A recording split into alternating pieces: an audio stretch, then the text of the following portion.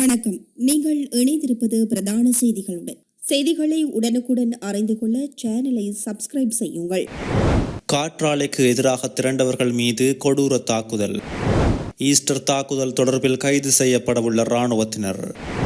ராஜபக்சர்களின் பாணியில் தற்போது முன்னெடுக்கப்படும் சதி அம்பலம். போலீஸ் மா அதிபருக்கு எதிராக போலீஸ் உயரதிகாரிகள் வழக்கு. யாழ் போதனாவில் அடுத்தடுத்து மரணங்கள்.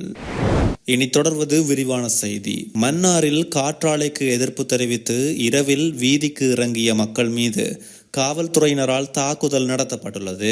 குறித்த சம்பவம் நேற்று இரவு இடம்பெற்றுள்ளது.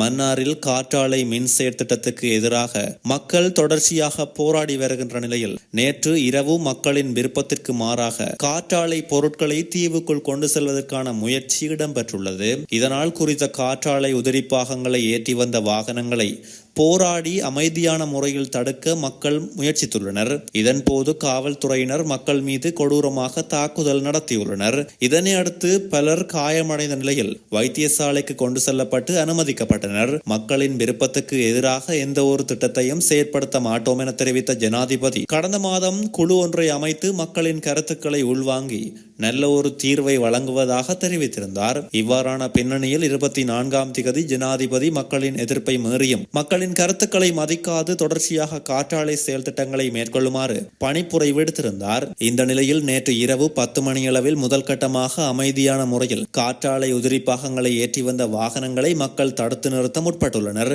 இருப்பினும் மக்களின் எதிர்ப்பை மீறி காற்றாலை உதிரிப்பாகங்கள் கொண்டு செல்லப்பட்டது. இதனையடுத்து 12 மணியளவில் இரண்டாவது காற்றாலை உதிரிப்பாகங்கள் கொண்டு செல்லப்பட்ட நிலையில் பொதுமக்கள் மற்றும் அருட்தந்தையர்கள் வீதிகளில் இறங்கி தடுக்க முற்பட்டுள்ளனர். இதன்போது காவல்துறையினர் கொடூரமாக பெண்கள் மற்றும் அருட்தந்தையர்கள் என அனைவர் மீதும் தாக்குதல் மேற்கொண்டு கூட்டத்தை கலைக்க முற்பட்டுள்ளனர்.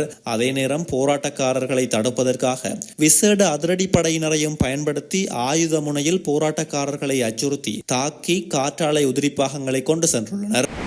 ஈஸ்டர் ஞாயிறு தாக்குதல் தொடர்பாக முன்னாள் இராணுவ அதிகாரிகள் சிலர் கைது செய்யப்படுவார்கள் என்று ஜனாதிபதி அனுரகுமார திசாநாயக்க தெரிவித்துள்ளார். அமெரிக்காவுக்கான விஜயத்தின் போது அங்கு வாழும் இலங்கை மக்கள் மத்தியில் உரையாற்றும் போதே ஜனாதிபதி இதனை தெரிவித்துள்ளார். குண்டு தாக்குதல் தொடர்பான விசாரணையில் ஏற்பட்ட தாமதம் குறித்து இலங்கையர் ஒருவர் ஜனாதிபதியிடம் குற்றம் சாட்டி கேள்வி எழுப்பினார்.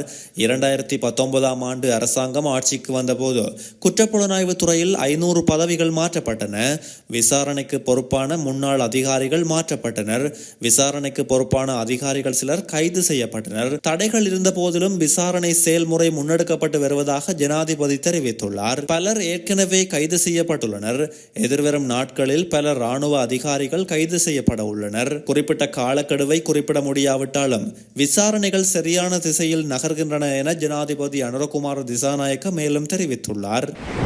ஐக்கிய தேசிய கட்சியின் 79வது வருடாந்த மாநாட்டில் ராஜபக்ச தலைமையிலான ஸ்ரீலங்கா பொதுஜன பெரமுன கட்சி உறுப்பினர்கள் பங்கேற்றனர். இதனைத் தொடர்ந்து அவதூறு பிரச்சாரம் மற்றும் அவமதிப்பு பிரச்சாரங்கள் எதிர்க்கட்சி தலைவர் சஜித் பிரேமதாச தலைமையில் முன்னெடுக்கப்பட்டு வருவதாக குற்றம் சுமத்தப்பட்டுள்ளது. நீதித்துறை சேவை ஆணைக்குழு மற்றும் நாடாளுமன்றத்தில் லஞ்சம் அல்லது ஊழல் ஆணைக்குழுவின் பணிப்பாளர் நாயகம் ஆகியோருக்கு எதிரான திட்டமிட்ட அவதூறு பிரச்சாரம் நாமல் ராஜபக்சவின் முழு ஒப்புதலுடன் மேற்கொள்ளப்பட்டு வருவதாக உள்ளக தகவல்கள் தெரிவிக்கின்றது. சாகர காரியவசம் மற்றும் பொதுஜன பெரமுன கட்சியை சேர்ந்த 3 வழக்கறிஞர்களால் ஆரம்பத்தில் திட்டமிடப்பட்ட அவதூறு பிரச்சாரம் பரப்பும் குழு தற்போது சஜித் பிரேமதாசவின் கட்டுப்பாட்டின் கீழ் கொண்டு வரப்பட்டுள்ளது. மத்திய வங்கி பிணைமுறி மோசடியை விசாரித்த கணக்காய்வாளர் நாயகம் காமினி விஜயசிங்க மீது தாக்குதல்களை நடத்தியவர்களில் பலர் தற்போது சஜித் பிரேமதாசவுடன் இணைந்துள்ளனர். தற்போது நாடாளுமன்ற சலுகைகள் என்ற பெயரில் தணிக்கையாளர் நாயகம் மீதான தாக்குதலை போலவே நீதித்துறை மற்றும் லஞ்ச ஊழல் அல்லது லஞ்ச விசாரணை ஆணைக்குழுவின் பணிப்பாளர் நாயகம் மீதும் ஒழுங்கமைக்கப்பட்ட தாக்குதலை முன்னெடுத்து வருவதாக தெரிவிக்கப்படுகிறது. போலீஸ் மா அதிபர் பிரியந்த வீரசூரியவுக்கு எதிராக உச்சநீதிமன்றில் போலீஸ் உயரதிகாரிகளால் வழக்கு தொடரப்பட்டுள்ளது. உதவி போலீஸ் அத்தியட்சகர் பதவிக்கு நடத்தப்பட்ட ஆட்சேர்ப்பு தேர்வில் முறைகேடுகள் நடந்ததாக குற்றம் சாட்டியே இந்த வழக்கு தொடரப்பட்டது.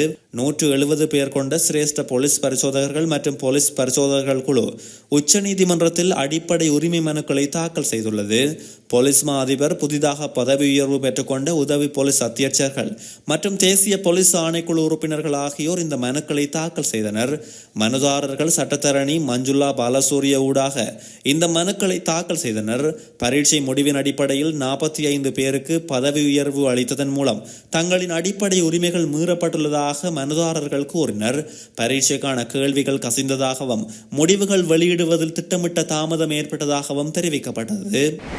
யாழ் போதனா மருத்துவமனையில் சத்திர சிகிச்சை மேற்கொள்ளப்பட்ட இளம் தாயொருவர் நேற்றைய தினம் சிகிச்சை பலனின்றி உயிரிழந்துள்ளார். இந்த சம்பவத்தில் உடுவில் மேற்கு பகுதியை சேர்ந்த ஒரு பிள்ளையின் 29 வயதுடைய தாயே உயிரிழந்துள்ளார். கடந்த மே மாதம் 19ஆம் தேதி வயிற்றில் சத்திர சிகிச்சை ஒன்று மேற்கொள்ளப்பட்ட போது அவருக்கு வயிற்றில் ஒரு குழாய் வைக்கப்பட்டது.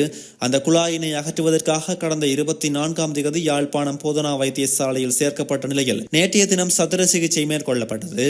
இந்த நிலையில் சத்திர சிகிச்சை நிறைவில் அதிக இரத்தப்போக்கு காரணமாக குறித்த பெண் உயிரிழந்தார்.